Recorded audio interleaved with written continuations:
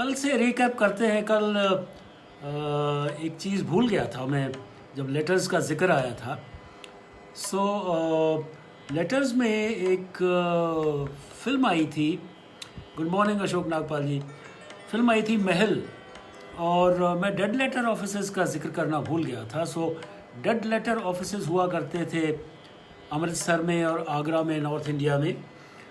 और ये देखिए कि जो लेटर्स अपनी मंजिल तक नहीं पहुंच पाते थे, एड्रेसेस नहीं खोजे जा सकते थे, या किन्हीं वजूहात से कोई डिलीवरी आगे आदमी पता छोड़ के चला गया, मकान बदल लिया, किन्हीं भी कारणों से अगर लेटर्स डिलीवर नहीं होते थे तो those letters were sent to the dead letter office, and dead letter offices were located in Agra and Amritsar.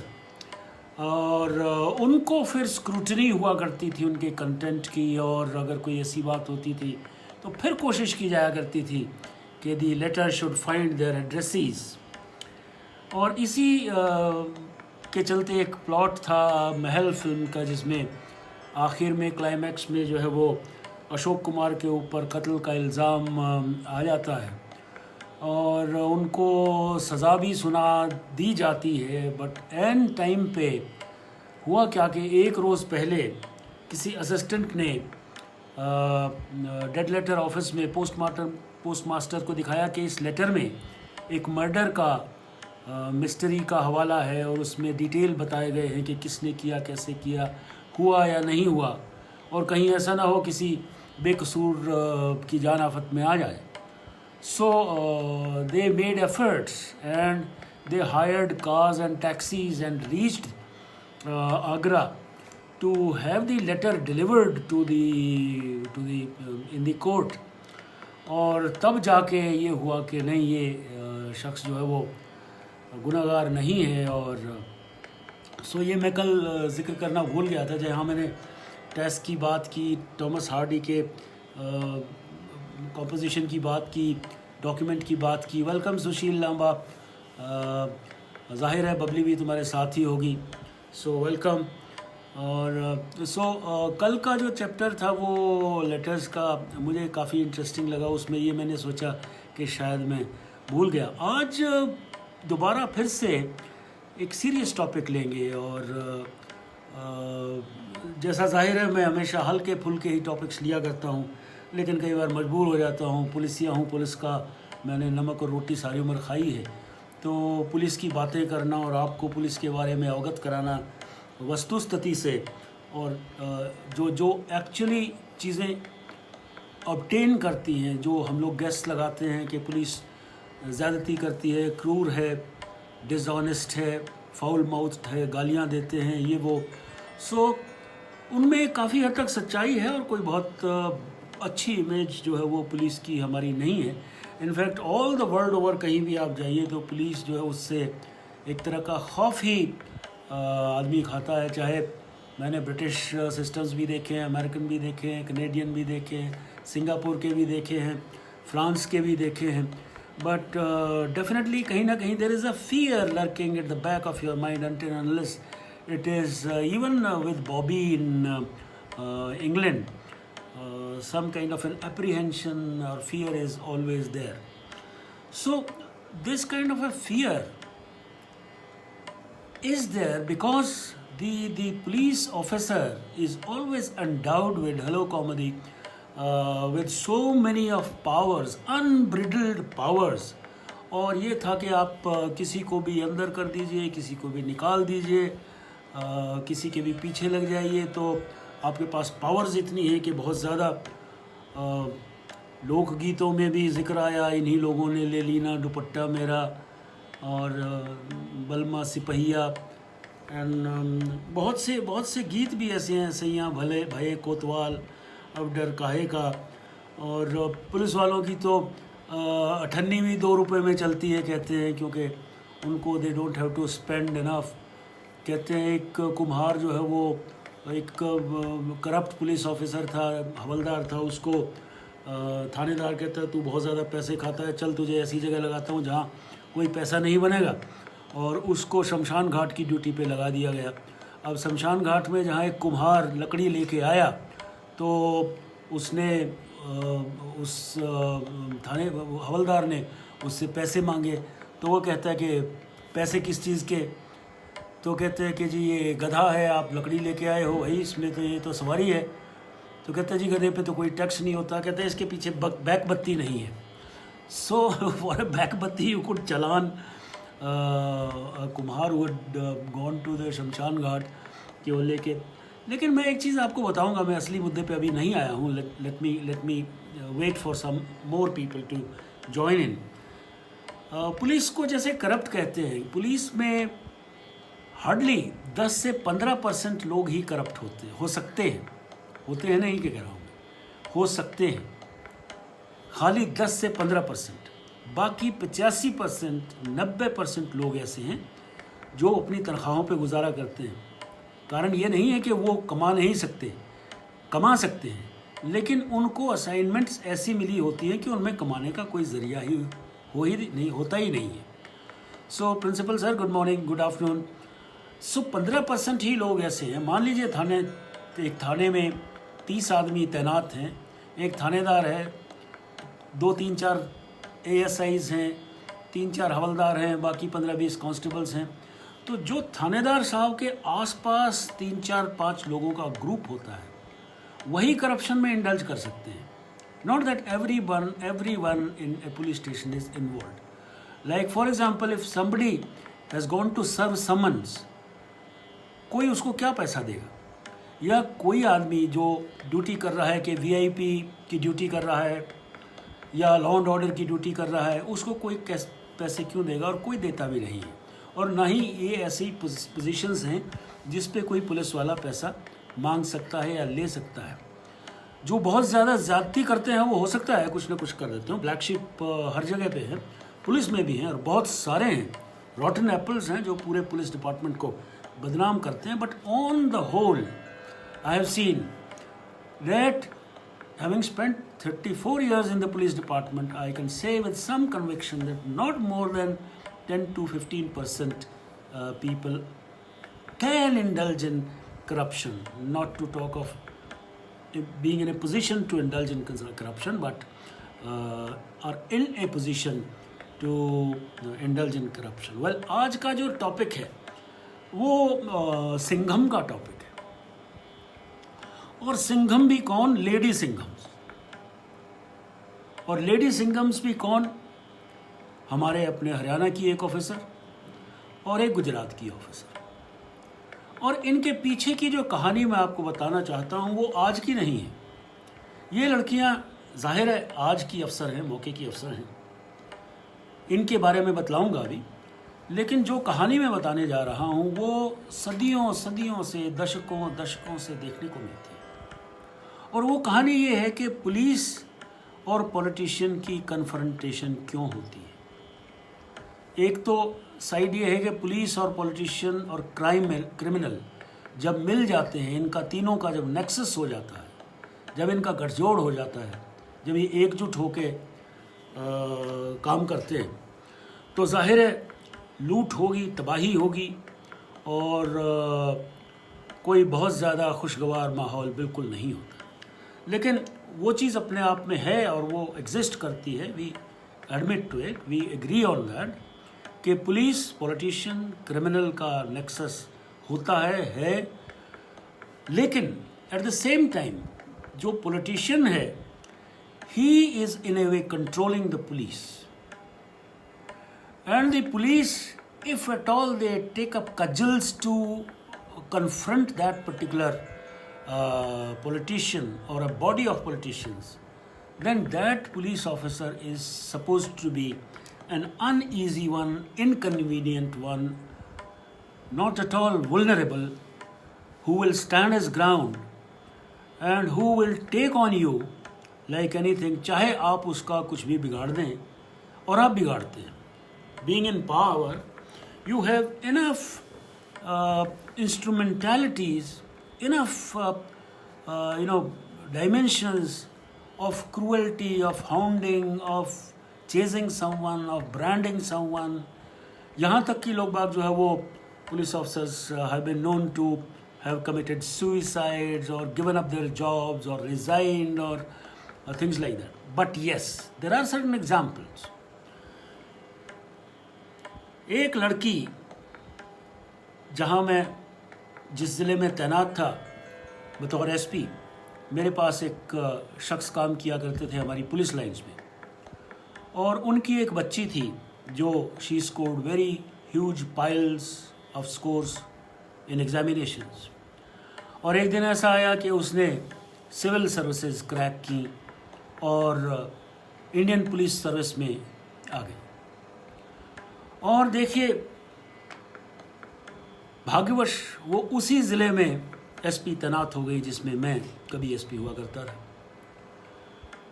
अब ये लड़की बहुत ही हम्बल बैकग्राउंड से उठ के आई, जद्दोजहद देखी, कमियां देखी, गरीबी देखी, हर तरह के चैलेंजेस देखे। वहाँ से निकल के दो ही रूप होते हैं कि या तो आप सिस्टम से कॉम्प्रोमाइज़ कर लीजिए या फिर आप डट के खड़े हो जाइए। इतनी ताकत इस तरह का इक्विपोज जो है वो गारंटी करता है।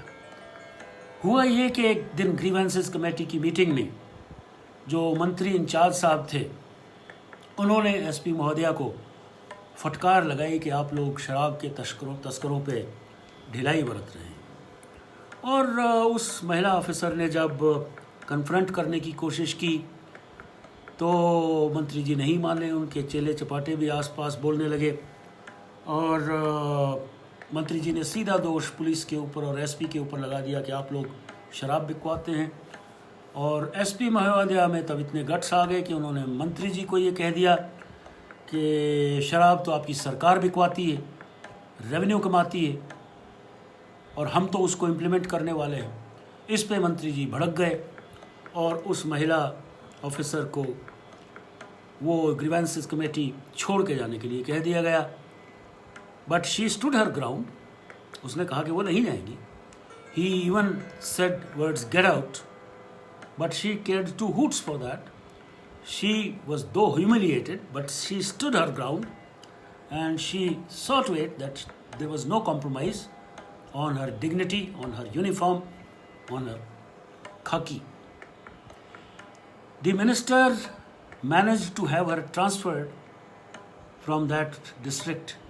उसका तबादला कर दिया गया, लेकिन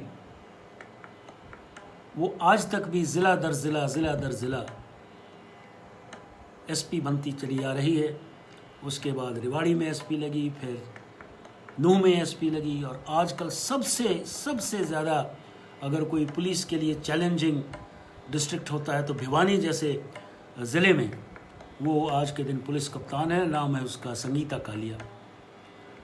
and I am very proud of her कि मेरे साथ काम करने वाले एक शख्स जिन्होंने अपनी बच्ची को न केवल शिक्षा दी बल्कि ऐसे संस्कार दिए कि यदि कोई ऐसी दुर्भाग्यपूर्ण स्थिति आ जाए कि जिसमें उसको कहीं ना कहीं से कॉर्नर करने की, उसको कहीं ना कहीं से घेरने की यदि कोई चेष्टा करे तो उसमें उस सिचुएशन से बाहर निकलने का मादा हो, उस सिचुएशन से बाहर निकलने की ताकत हो। इस महिला ऑफिसर संगीता कालिया ने फिर एक फोरम भी बनाया है जिसमें सेल्फ हेल्प ग्रुप्स हैं, college and school going girls हैं, उनको सेल्फ डिफेंस की ट्रेनिंग दी जाती है। और कहने का मतलब ये कि यदि आप पॉलिटिशियन के साथ एक दृढ़ निश्चय के साथ और अपनी पोजीशन बरकरार बेदाग रखते हुए कोई कोट अनकोट पंगा ले लेते हैं तो आपका कुछ नहीं बिगड़ता है। लेकिन एट द सेम टाइम मैं अभी आऊँगा और चीज़ें डिस्कस करने के लिए। इसमें बड़ा दुर्भाग्यपूर्ण बात यह है कि ये इक्का दुक्का एग्जाम्पल्स हैं जिन्हें देख के हम लोग खुश होते हैं, जिन्हें देख के हम लोग सराहते हैं। वेलकम जयदीप, वेलकम निमी शर्मा। संगीता कालिया के बाद एक अभी 9 जुलाई को हादसा हुआ गुजरात में। गुजरात में हुआ क्या कि एक महिला ऑफिसर, सुनीता यादव उसका नाम है, और वो कोई 10:30 बजे रात को चेकिंग कर रही है बंदोबस्त की, वो कांस्टेबल नहीं है, ये कई न्यूज़ चैनल्स पे और अखबारों में रिपोर्ट्स में hello Chanchal how are you उसको बताया गया है कि वो कांस्टेबल है, लेकिन वो कांस्टेबल नहीं है। गुजरात में लोक रक्षक होते हैं, she is a Lok Rakshak and she works on a fixed salary but wears a uniform and all that. 10:30 के करीब जब इस लड़की ने देखा, असल में उससे 1-2 दिन 3 दिन पहले तक भी कुछ इस तरह की वारदात, कुछ इस तरह के क्रियाकलाप उसने नोटिस किए थे कि जो लॉकडाउन की पालना में नहीं थे। या तो प्रेजेंस थी लोगों की, या मास्क नहीं पहने हुए थे, या असेंबली थी जो उस समय पे वहाँ पे it was not desired. So she was well prepared, she had a camera and someone to shoot her while being on duty and it so happen के 2-3 लड़के आए। राजेश चौहान नमस्कार। 2-3 लड़के आए और उन लड़कों को इस लड़की ने, महिला जो लोक रक्षक थी, उसने उनको कहा कि इस समय आप लोग यहाँ क्या कर रहे हैं and you are not wearing mask and जैसे ही टोका तो उन्होंने एक फ़ोन घुमाया और प्रकाश कनानी नाम के एक लड़के को बुला लिया, जिसके पिताश्री जो है वहाँ स्टेट मिनिस्टर फॉर हेल्थ हैं, श्री कुमार कनानी। उनकी गाड़ी लेके ये साहब भी वहाँ पे पहुँच गए और इस लड़की को डराया धमकाया and she kept recording everything. Smart girl. आजकल तो पुलिस वालों की रिश्वत लेते हुए बिना हेलमेट के चलते चलते ये वो इस तरह की वीडियोस लोग बाग खींच के डालते हैं, शेमिंग करते हैं, which to my mind is not something really good. You are undermining your own police. But then you must take action. You must complain to their senior officers with that video instead of making it public and shaming your own system of police, executive and criminal justice system का आप खुद ही मजाक उड़ाते हैं। इससे बेहतर ये है कि आप उनके ऑफिसर्स को वो वीडियो क्लिप्स भेजिए और एक्शन उनके ऊपर करवाइए। सो इस लड़की ने क्या किया? She was smart enough, she recorded everything and even when she is talking in Gujarati, Professor Gupta, welcome. When she is talking in Gujarati and ये समझ में आता है कि मंत्री जी के साहबजादे ने उसको ये कहा कि तेरी 365 के 365 दिन यहीं ड्यूटी लगवाऊंगा। वो क्या बोल रहा था उनके पीछे? पॉलिटिक्स। वो क्या बोल रहा था उनके पीछे? उनके बाप की पोजीशन। वो क्या बोल रहा था उनके पीछे? राजनीति का पुलिस के ऊपर कंट्रोल होने का एक रौब, रुबाब। लेकिन ये लड़की घबराई नहीं। इसके मुताबिक इसने अपने किसी फ्रेंड को वो वीडियो दिया जिसने इनकी हेल्प करने के लिए reportedly, I don't know what is the truth, but that video went viral. और जब ये वीडियो वायरल हुआ तो सपोर्ट ग्रुप्स आ गए, सोशल मीडिया पे आ गए, in support of Sunita Yadav आ गए। राइटफुली होना ही था, लेकिन उसके सीनियर ऑफिसर्स में इतनी बैकबोन नहीं थी कि वो उसको सपोर्ट कर सके, क्योंकि वो लोग एक मंत्री के खिलाफ कैसे जा सकते हैं जबकि उनकी एक लोक रक्षक ने ऐसा कुछ पंगा किया है। उन्होंने जब उसकी कोई मदद नहीं की, इस लड़की ने अपने पद से रिज़ाइन करने की, त्यागपत्र देने की ऑफर दे डाली। उसके सीनियर ऑफिसर्स ने उसको भी नकारा है कि उसने ऐसा कुछ नहीं किया है, उसने कोई रिजिग्नेशन नहीं दिया है। और हुआ ये कि इतने प्रेशर में फिर उन साहबजादों को, वीआईपी ब्रैट्स को गिरफ्तार तो कर लिया गया, लेकिन बेल पे एनलार्ज कर दिया गया। चलिए, that is part of the system, nothing wrong in that. You can be enlarged on bail in certain offences, but then the fact remains कि ये चीज़ें क्या हमें दिखाती है, क्या हमें समझाती है, किस तरह के जो वो प्रश्न हमारे सामने आते हैं इस चीज़ को। ये तो 2 महिलाओं का मैंने जिक्र किया। महिलाएं तो अब आनी शुरू हुई हैं, कोई 10, 15, 20 साल से पुलिस डिपार्टमेंट में। Since ages, even other police officers, upright police officers, honest police officers, they have been hounded, they have been chased, they have been persecuted, they have been wronged, and there is no support system within the department itself. The governments, they don't support you. Politicians of all hues, all colours, all shades, हर तरह की nature का उसका अपना agenda है। जो questions मैंने कुछ उठाए हैं उनमें से ये आते हैं कि कितनी ऐसी लड़कियां या पुरुष या कितने पुलिस ऑफिसर्स हैं जो इस तरह की हिम्मत कर सकते हैं, और कितना प्रेशर जो है वो पुलिस ऑफिसर्स के ऊपर लगाना, लेके आना जायज़ है, और कितनी अकाउंटेबिलिटी पुलिस वाले की रूल ऑफ लॉ के प्रति, अपने डिपार्टमेंट के प्रति, अपने उस अहद के प्रति, अपनी उस ओथ के प्रति जो उसने ली थी कभी रिक्रूटमेंट के टाइम में। और क्या ये जो आज का कॉलोनियल लेगेसी है पुलिस डिपार्टमेंट को, क्या ये कॉन्स्टिट्यूशनल है? Are we sticking to a constitutional policing system, or we are still lugging along the colonial one, जिसमें अपने ही लोगों की प्रताड़ना थी, अपने ही लोगों का परसिक्यूशन था। और सवाल ये उठता है कि कब तक ये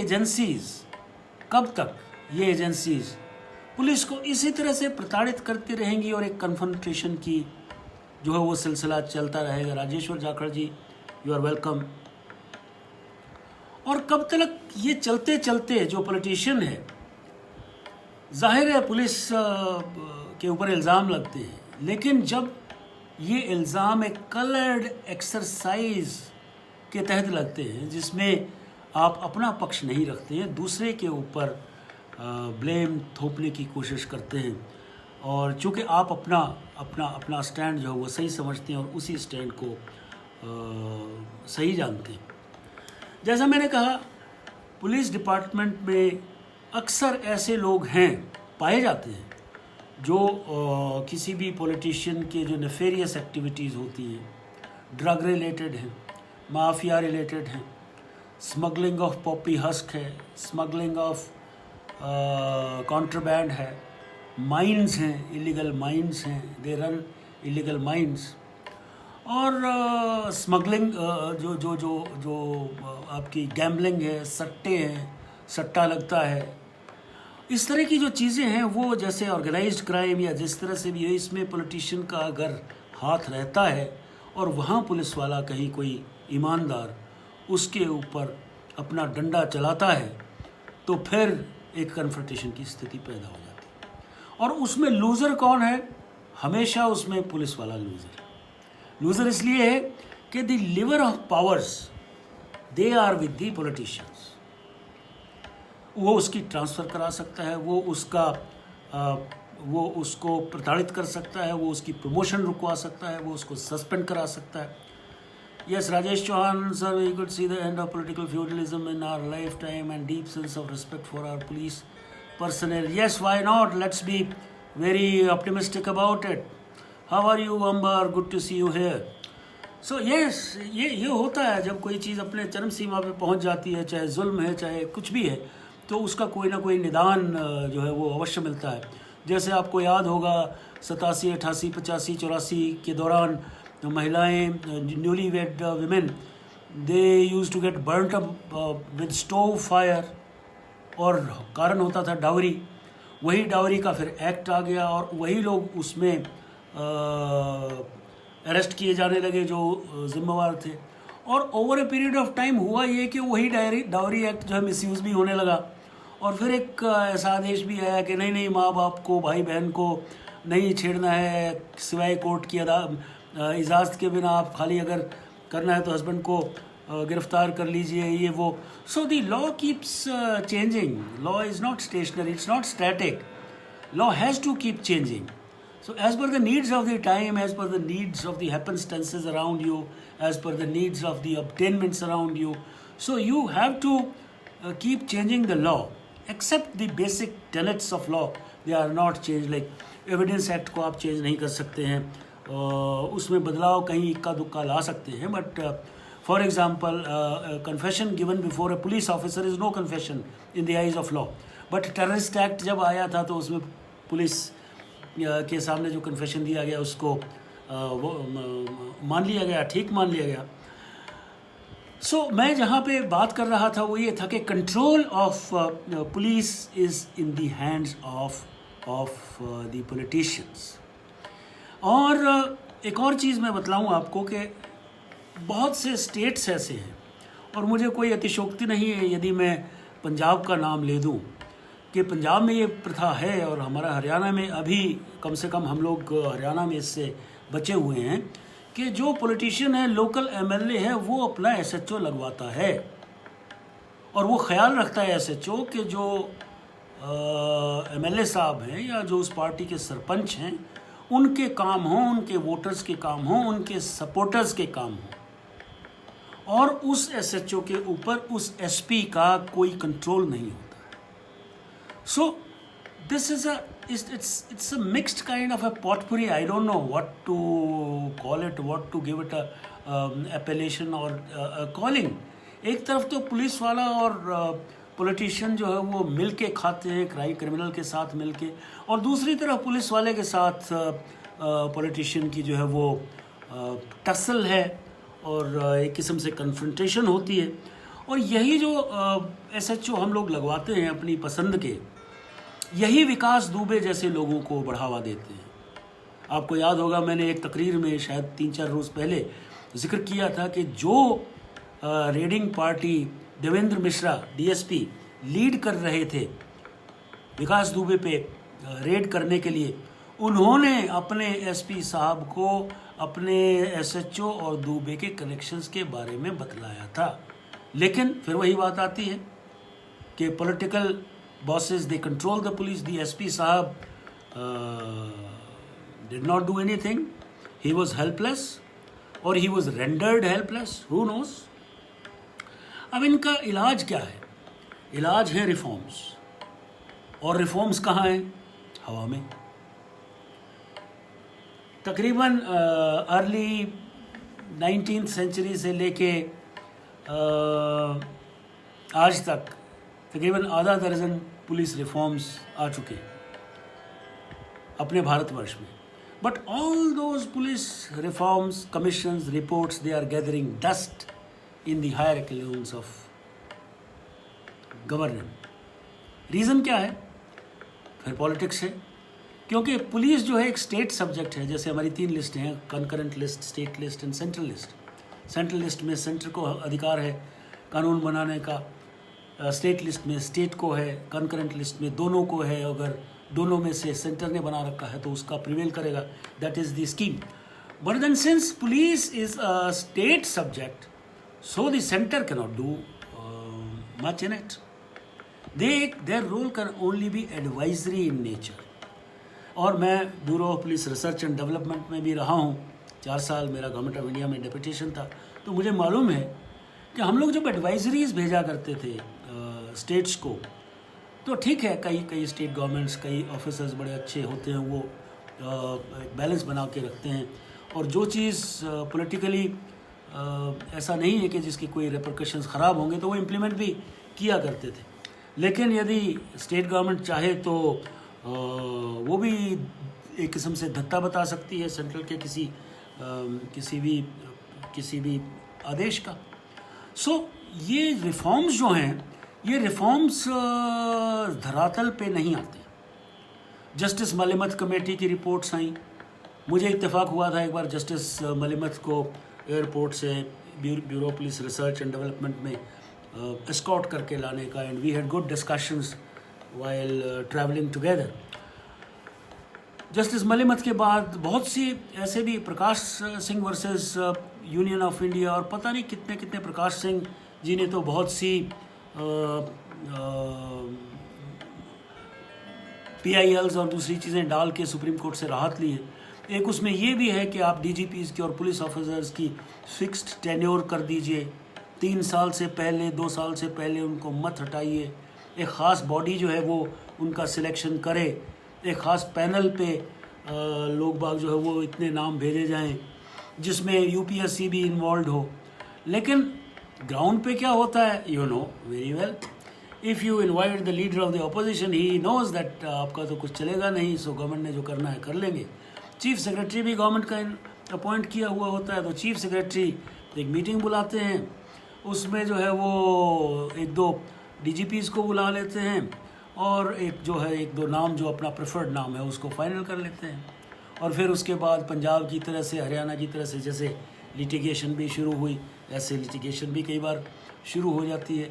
सो कहने का मतलब ये है कि जो डिक्टाट्स, जो केस लॉज सुप्रीम कोर्ट के इधर उधर के, यदि लोकल पुलिस को, लोकल एस्टेब्लिशमेंट को, लोकल डिस्पेंसेशन को सूट नहीं करते हैं तो वो कैरी आउट जो है ना करने में बहुत गुरेज करती हैं लोकल सरकारें, स्टेट की सरकारें और स्टेट के पॉलिटिशियंस। अब एक और चीज़ जो बड़ी भारी तलवार है, वो जो पुलिस ऑफिसर के ऊपर पॉलिटिशियन लगा के रखता है, वो ये है कि अपनी ट्रांसफ़र लिस्ट में आपका नाम डाल देगा। आपको ज़ाहिर पता है कि ट्रांसफ़र सीज़न से पहले आपके नाम लिए जाएंगे, आपके रिकमेंडेशंस ली जाएंगी, and the one who is politically inconvenient a person, he is likely to be transferred definitely. अब वो कहाँ जाते हैं कहाँ नहीं जाते हैं, that is a mathematical equation which those who wield the power levers they decide. अब on hindsight अगर मैं रिकॉल करूं तो मेरे 3/4 ट्रांसफ़र जो हैं वो पॉलिटिकल कारणों की वजह से हुए थे, चाहे मैं कहीं भी पोस्टेड था, चाहे मैं गवर्नमेंट ऑफ इंडिया में भी गया। और तकरीबन जो ट्रांसफ़र्स हैं वो पॉलिटिकल कंसिडरेशन से होते हैं, because you are not suited to a particular establishment, particular dispensation.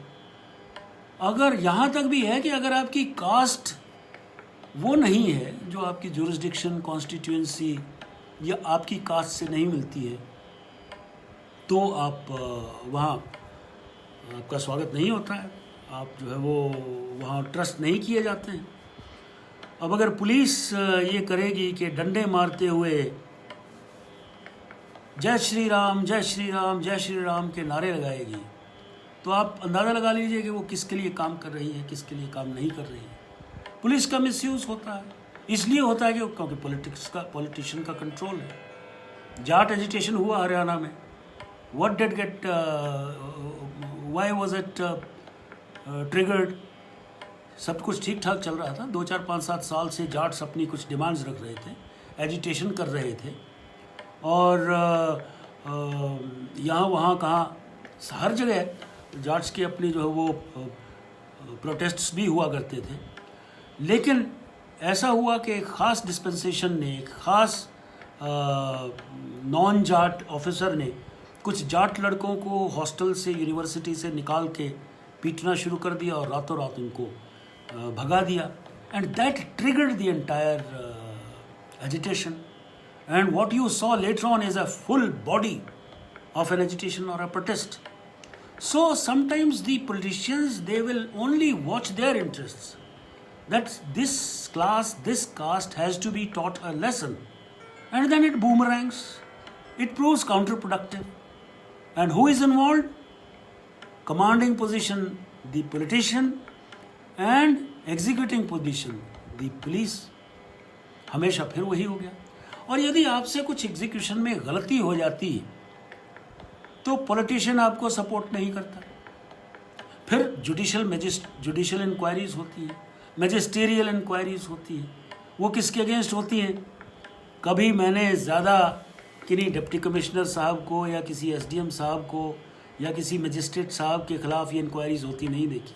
मैंने अपनी लाइफ में भी हमेशा पुलिस ऑफिसर्स के ख़िलाफ़ ही मैजिस्टेरियल या जुडिशियल प्रोब्स जो वो होती देखी हैं, और उन्हीं को वो कमीशंस और वो इंक्वायरी कमीशंस जो है वो दोषी पाते हैं।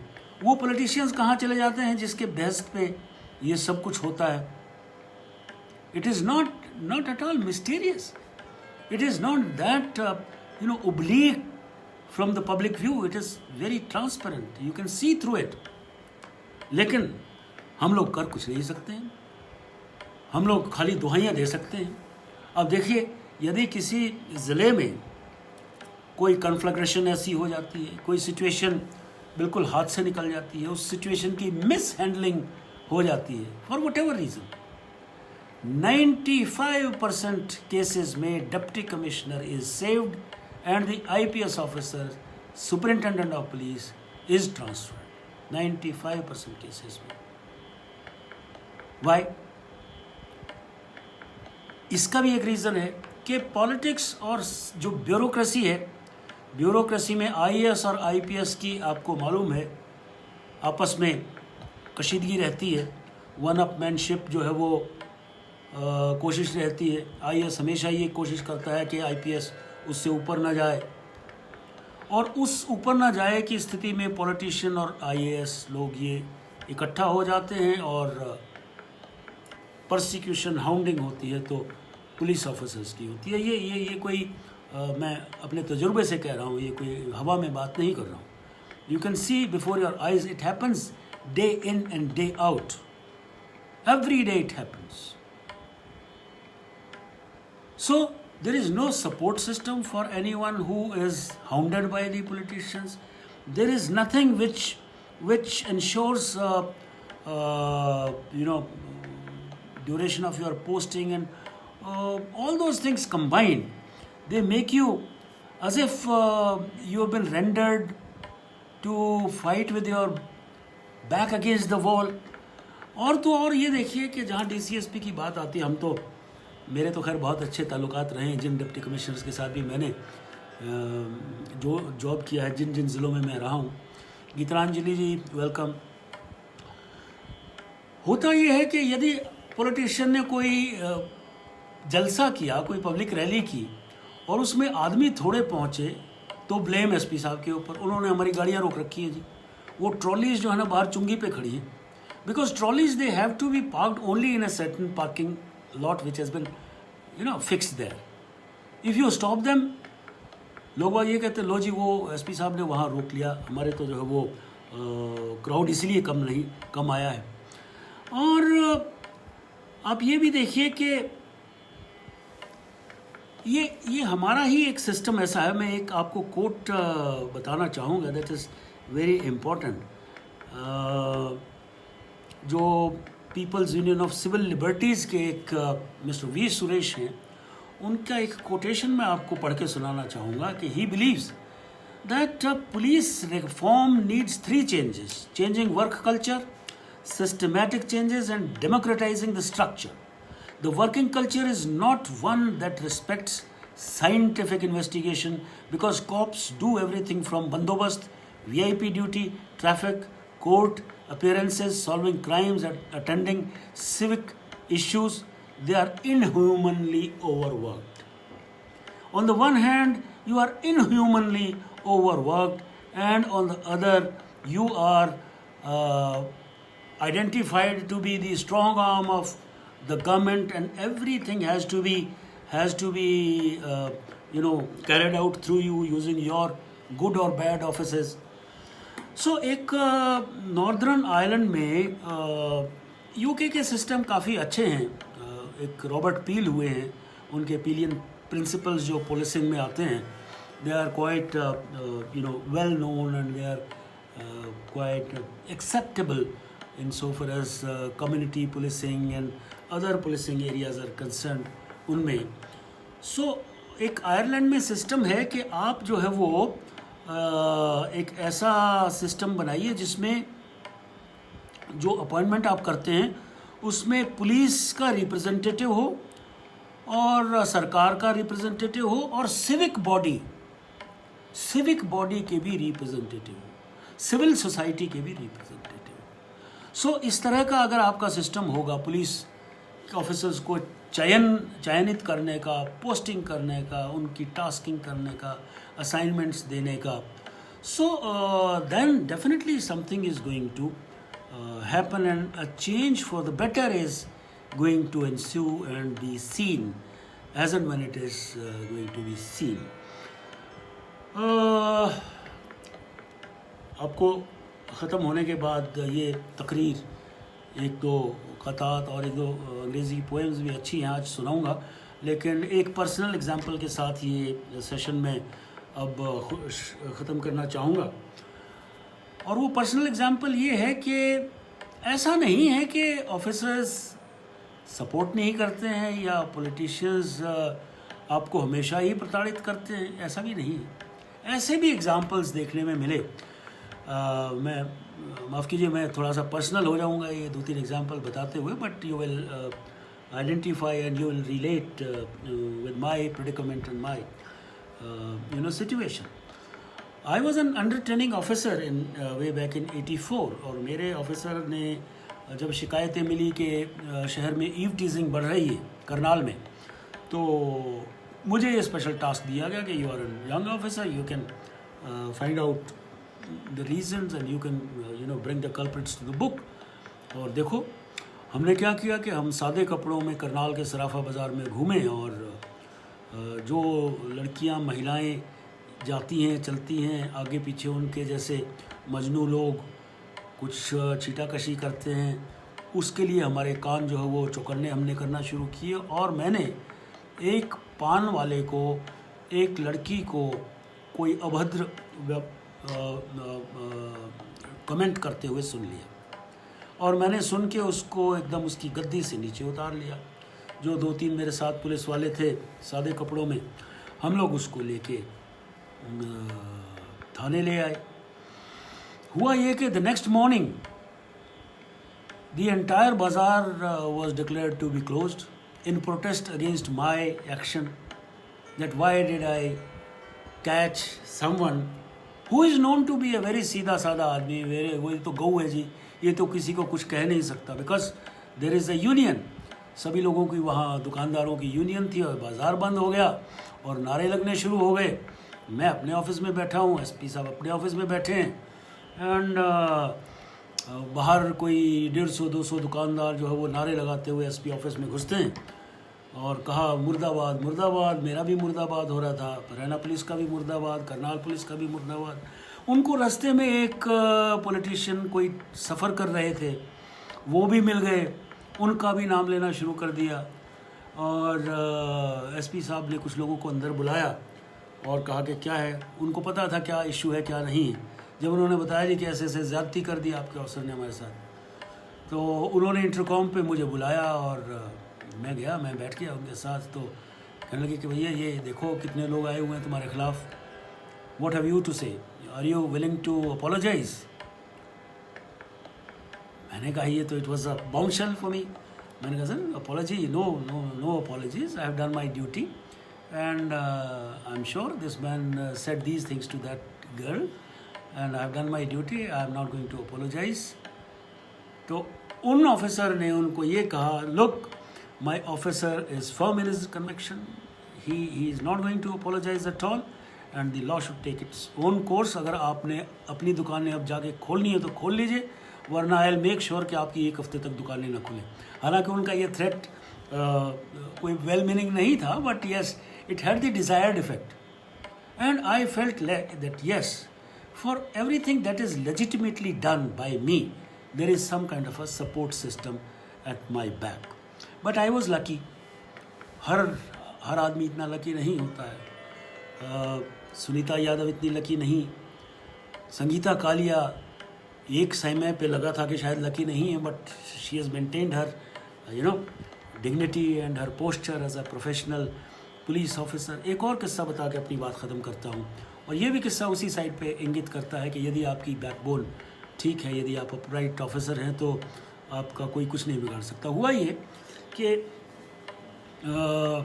मैं एक ज़िले में एसपी था, और मैंने आगे चार्ज लिया था. तब मुझे किसी ने कहा कि साहब ये कुछ पॉलिटिशियंस हैं, इनके कुछ ये काम हैं, तो नई सरकार आई है और आप ये कर दीजिए.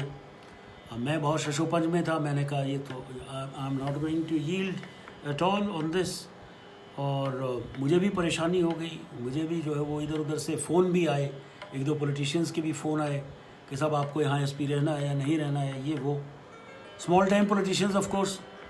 But then when I thought it best कि मैं चीफ मिनिस्टर से बात करता हूँ, और साहिल भारद्वाज सुन रहे हैं, साहिल वैद सुन रहे हैं, इनके दादाश्री प्रिंसिपल वैद मेरे साथ उस समय बैठे थे. He was almost a conscious keeper for me. 10 बजे का टाइम था, और हम लोग बातें करते क्या किया जाए क्या न किया जाए, हम लोग ये सोचते रहे. प्रिंसिपल साहब भी अपना मुझे काउंसिल करते रहे. मैंने 11 बजे के करीब सीएम को फ़ोन लगाया.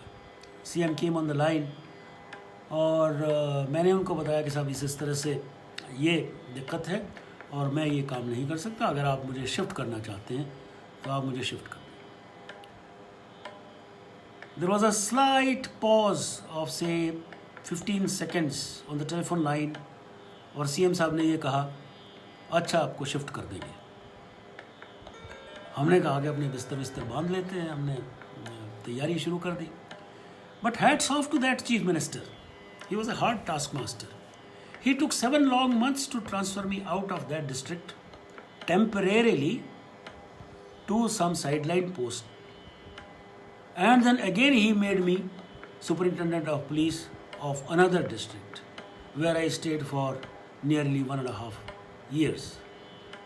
So कहने का मतलब ये है कि if political interference or overlordship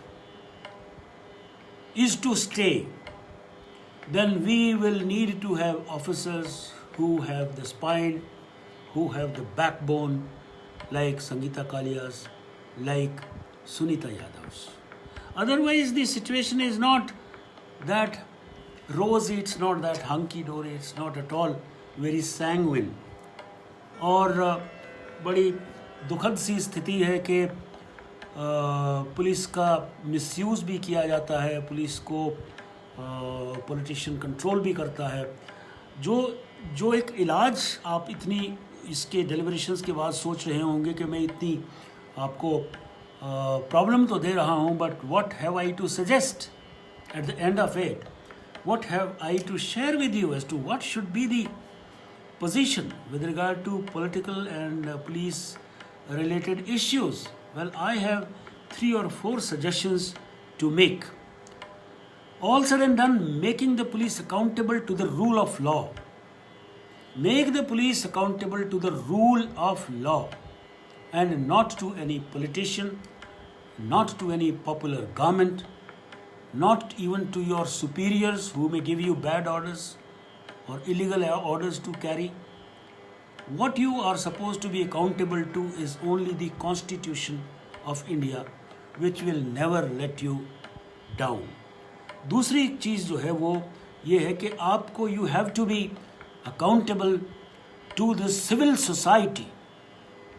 If the civil society thinks that you have done something which is wrong, which is unconstitutional, which is not lawful, which is not legal, which is not in keeping with and in consonance with the available propriety in that particular issue, then you are gone. If the police is made independent of the control of the politicians, this is again one of the demands or the suggestions which I propound. And lastly, but not the least important, have a fixed schedule for the fixed duration for the police officers to be posted at a particular place. Chidambaram ने ये कहा था UP police के officers के बारे में that the police officers in UP are like footballs. They are being kicked from this place to that place to that place to this place. So if you will make the police officers footballs, you are not going to gather any mass. Let me tell you, a rolling football doesn't gather any mass. So, लेकिन इस चीज़ के लिए ये सारा जो इंतज़ाम है इसको करने के लिए the politician himself will have to have a backbone, grow a backbone, as also put a thinking cap on. As also put a thinking cap on. Let me see what are the comments before I go on to my ghazal and nazm. Sanjeev Rai Chanchal Bhardwaj says, right sir, it's maximum visible in police department, but very comment in education also. Such things at formative age multiply and in times later. Yes, you are right. Sanjeev Arora says Haryana is definitely better policed state than UP and MP. I don't think police work for gundas in Haryana as in UP. Reference Vikas Dubey. बहुत हद तक आपकी बात ठीक है, 90% आपकी बात बिल्कुल सही है. Sahil Vaid says political goons, and I am actually calling them goons. They are a way too inordinately pampered by their pseudo phony godfathers. Powers are a way too centralized by a political entity. Although radical changes are foremost, apparently seems a way too impossible. Sorry for saying that, sir. No. You don't have to be that pessimistic. Hope for the best. Chanchal says the true law and judicial reviews is the need of our. Meenakshi Dhul is watching. Geetanjali is watching. Principal Saab कहते हैं brilliant talk. Thank you very much, sir. Sahil Vaid recalls probably his grandfather. I remember Dadaji did mention. In fact, I was recollecting it in introspection, and as a matter of chance, you mentioned, sir. Now I remember the CM and year as well. Well, it was Chaudhary Bansilal. I don't have to hide anything. You took a very staunch and sturdy stand. Meenakshi says, would that please follow as you saying? Yes, there is nothing wrong in there. There is nothing unusual. People have been doing it. Chanchal Bhardwaj says, bravo. Thank you so much. Now you deserve a couple of kathas. And then a beautiful poem from my own Khajuraho. I think I have taken more than 30 minutes or so. Anyway, so एक दो कतात पेश कर रहा हूँ. कलम के ताकतों के वो असर आने तो बाकी हैं, यानी the power of the pen. कलम की ताकतों के वो असर आने तो बाकी हैं, नतीजे इम्तिहानों के नज़र आने तो बाकी हैं. सुभाष जी, मैं अभी पढ़ूंगा, ये पढ़ के उसके बाद फिर मैं आपका ये पढ़ता हूँ. कलम की ताकतों के वो असर आने तो बाकी हैं, नतीजे इम्तिहानों के नज़र आने तो बाकी हैं, कि अब तो जबर ही बस जुल्म को जुल्मों से तौलेगा, कि अब तो जबर ही बस जुल्म को जुल्मों से तौलेगा. यही है राज जिसके अब हुनर आने तो बाकी हैं. यही है राज जिसके अब हुनर आने तो बाकी हैं. Now this very well aptly applies to what I said earlier for about half an hour about the police and politicians confrontation. और दूसरा कथा पढ़ रहा हूँ कि एक खुदा बनाया खुदा, खुदा की कसम.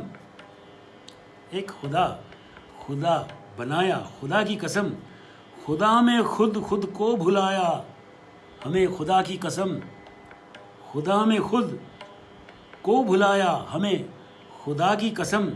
खुदा क्या जाने कि बेखुदी में हमने तो, खुदा क्या जाने कि बेखुदी में हमने तो, खुदा को ही बस बुलाया खुदा की कसम. और किसी को खुदा बुलाया ही नहीं, और किसी चीज़ को खुदा कहा ही नहीं. खुदा क्या जाने कि बेखुदी में भी हमने तो, खुदा को ही बस बुलाया खुदा की कसम.